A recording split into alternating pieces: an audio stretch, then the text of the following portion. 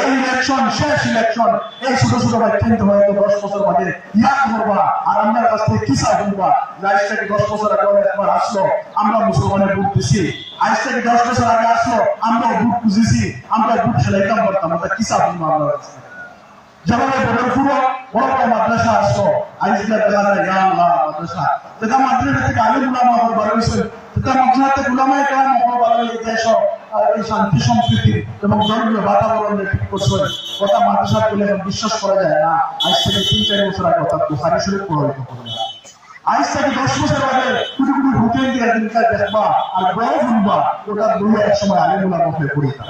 সুতরাং এই কোটি কোটি ব্যক্তিকে 10 বছর আগে কিসা বললো আমরা ভোট থেকে যে একবার ইলেকশনের সময় আমরা বক্তব্য দিতাম, আমরা ভোট খুঁজিতাম, আমরা ভোট খেলাইতাম। 10 বছর বাদে কিসা নিবা যদি বা নরেন্দ্র মোদী সরকার আলো আপনার সঙ্গে যাবেন, আপনার সামনে অপশন মাত্র দুইটা। এই হলো এই দেশ নরেন্দ্র মোদী এবং তার বন্ধু বান্ধব মিলে একটা জোট বানাইছে ইন্ডিয়া জোট, আসলে এনডিএ জোট। যার প্রথম কথা হলো যদি ক্ষমতা তাই এই দেশে ইউনিফর্মসিবল করবো, এই দেশে একটা ধর্ম, একটা সংবিধান, একটা পতাকা, একটা আইন চলবো, যেখানে প্রত্যেকটা ধর্ম আল্লাহ নাম মানে প্রত্যেকটা ধর্মের ধর্মীয় স্বাধীনতা পালন করার কোনো ক্ষমতা থাকতো না। এই দেশে আমরা নিজস্বভাবে ধর্মীয় রীতিনীতি পালন করার কোনো ক্ষমতা থাকতো না।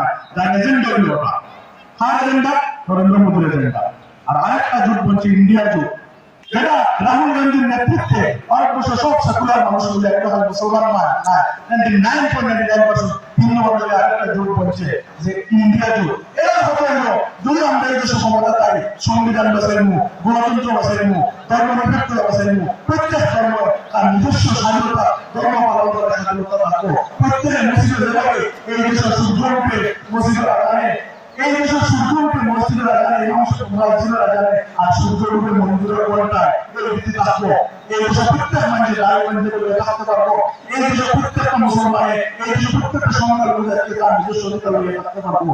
এই ক্ষমতার এই সুযোগ আমরা ভূমিকা টিকে রাখবো ইন্ডিয়া জুড়ে। আপনার সামনে দুটো অপশন, আপনার যদি মনে করেন মোদীর নেতৃত্বাধীন এই দেশের সরকার চায়, এই দেশের সরকার সংবিধান থাকতো না, গণতন্ত্র থাকতো না, এই নীতিতে আপনার দাঁড়িয়ে রয়ে গেছে অধিকার থাকতো না, আপনার গুরু মসজিদ ওই স্কুলে উন্নয়ন কোনো ক্ষমতা থাকতো না, অধিকার থাকতো না। কোন সরকার যদি চায় না আপনারা বিজেপি করবে, আর বিজেপি অধিকার নাই তাহলে আপনার কাছে একটা অপশন ইন্ডিয়া জুড়ে করতে পারে। যদি মনে হয় আপনার বিজেপি, যদি মনে হয় আপনারা কাছে বুঝছিলাম, আমি সেটা আপনার কাছে বুঝছিলাম খালি বিভূতি আমি খালি বিভূতি আনি আপনারা এই দেশের সব যারা মনে হয় আমরা বিভূতি আছে তার কাছে একটা অপশন ইন্ডিয়া জুড়ে করতে, যারা মনে হয় আমরা বিভূতি না তারা একটু বিভূতি করতে। সরাসরি স্পষ্ট কথা 3 নম্বর জায়গায় হ্যাঁ বিভূতি করা, 3 নম্বর জায়গায় হ্যাঁ বিভূতি করা স্পষ্ট। আপনারা ওরা সব জায়গায় বুঝায় যে আমরা এই দেশ সংবিধান গণতন্ত্র যেভাবে থাকতো, যেভাবে দাঁড়িয়ে আছি এই দাঁড়িয়ে থাকতে পারতাম, আমার বোন আমার মা বোন উন্নতি স্কুলে যেতে পারতো। এই অধিকার লাগে, এই ক্ষমতা লাগে, এই অধিকার লাগে, যার কারণে আমরা ইন্ডিয়ার কিছু করছি। বাকি যারা ছোট ছোট দল আছে না তাও আছে কানকানা ইলেকশন সেটা আমরা কানকানা একটু বলবো, কিন্তু মন্ত্রীবাজারের ইলেকশন, কিন্তু দেশ প্রধানের ইলেকশন, কিন্তু মন্ত্রীবাজারের ইলেকশন, সংবিধান বাছাইয়ের ইলেকশন, কিন্তু উদাহরণের দ্বারা বলবো না। ওই আপনার আবেদন রাখিয়ে আমি আপনাদের শেষ করি। ধন্যবাদ।